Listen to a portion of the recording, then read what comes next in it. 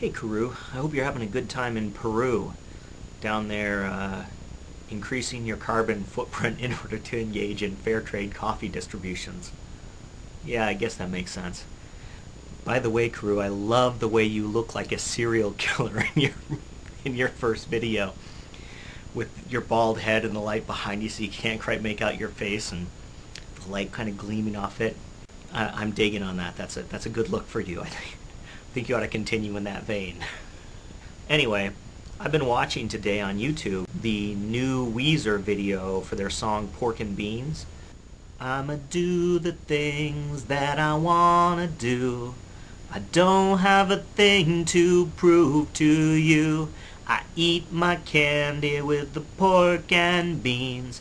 Excuse my manners if I make you scream. And I've always liked kind of Rivers Cuomo in his sort of anti-image stand where he's dresses like a grad student in statistics, and most recently now he's grown this 1970s porn mustache that makes him look like he's compensating for something with his big bushy mustache.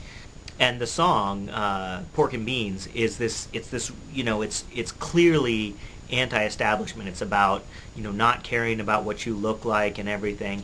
And yet, I look at Rivers Cuomo, and he's sort of the anti-image guy, and he works very hard to craft this anti-image.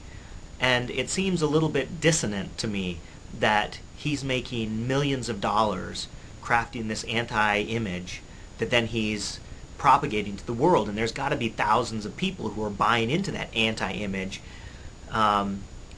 essentially replacing sort of the media-imposed images that he's rebelling against. One of the reasons that I started thinking about this is that my kids have really been into this Brotherhood 2.0 with John and Hank Green, and I wonder how John and Hank Green kind of feel dealing with that, because they constructed this identity, this nerd fighter identity, in opposition to sort of the popular identity of teenage kids in schools.